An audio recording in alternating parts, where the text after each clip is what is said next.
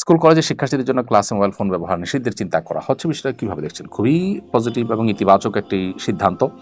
এবং শুধু ক্লাসে কেন, আমাদের তরুণদের একটা বয়সে আসার আগ পর্যন্ত তাদের মোবাইল ফোনের ব্যবহার নিরুৎসাহিত করা উচিত, এবং কি সোশ্যাল মিডিয়ার ব্যবহার কন্ট্রোল করা খুবই গুরুত্বপূর্ণ।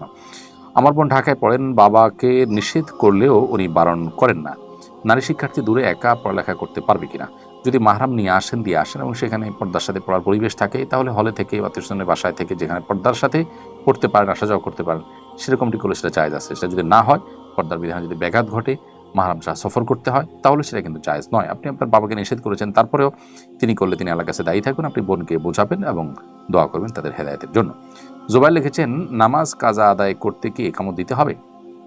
একামত যদি কয়েকজন মিলে আপনার জামাত কাজা হয়, তাহলে সেক্ষেত্রে সেটা আদায় করার জন্য একামত দিয়ে তারপরে কাজা আদায় করবেন, এটাই হলো সুন্নাহ।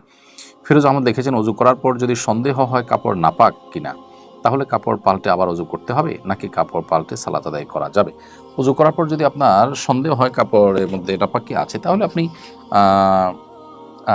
এর সাথে আপনার অজু দোহরানোর কোনো সম্পর্ক নেই। কারণ কাপড়ে নাপাক থাকলে অজু হওয়া না হওয়াতে কোনো সম্পর্ক নেই।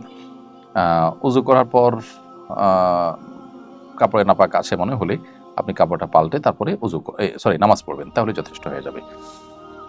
আমার দুটি প্রশ্ন। প্রথম প্রশ্ন হলো, অনুমতি ছাড়া সরকারি জায়গায় যেমন রাস্তা, নদীর পাড় কিংবা শিক্ষা প্রতিষ্ঠানের আঙ্গিনায় গাছ লাগানো এবং সে গাছের ফল গ্রহণ করা জায়েজ হবে কিনা? দ্বিতীয় প্রশ্ন হলো, অনুমতি ছাড়া কোনো ব্যক্তি মালিকানাধীন জমির মালিক অজ্ঞাত অব্যবহৃত জমির ফসল উৎপাদন করা বৈধ হবে কিনা, যেখানে জমি আগাছা ইত্যাদি থেকে পরিচ্ছন্ন থাকার কারণে মালিকের খুশি হওয়ার সম্ভাবনা রয়েছে?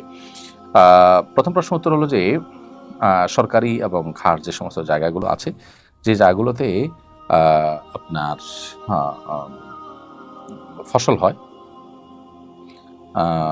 শেষ জায়গাগুলোতে আপনি গাছ লাগাতে চান, তাহলে সেক্ষেত্রে কর্তৃপক্ষের অনুমোদন থাকলে সেটি জায়েজ আছে, কোনো অসুবিধা নেই। যেমন খাস জায়গাগুলোর সম্ভবত একটা নিয়ম আছে যে পাশের জমিওয়ালা সেখানে এমন কিছু করতে পারে যেটা স্থায়ী কোনো কাজ নয়, তো আপনি গাছ টাছ লাগায় সেখানে ফসল করে খেতে পারেন, যদি এই আইনের আওতায় পড়েন। তা না হলে সেটি কিন্তু জায়েজ হবে না।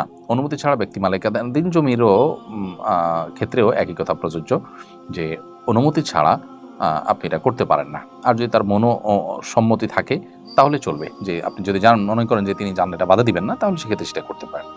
তাসনিমা লিখেছেন, নারীদের পরচুলা লাগানো হারাম, পুরুষের বেলায় কি আর কোনো বিধান আছে? সবার জন্য একই বিধান এক্ষেত্রে প্রযোজ্য।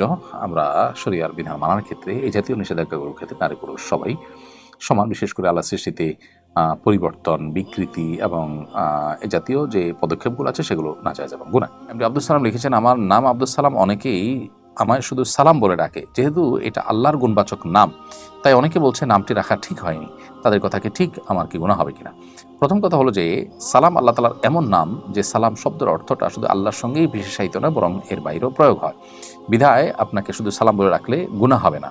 দ্বিতীয় কথা হলো যে কারো নাম আব্দুল সালাম রাখলে মানুষ যদি তাকে বিকৃত করে ডাকেও, তাহলে নাম রাখাটা গুনাহ বা ভুল হয়েছে এমনটি মনে করবার কোনো কারণ নেই।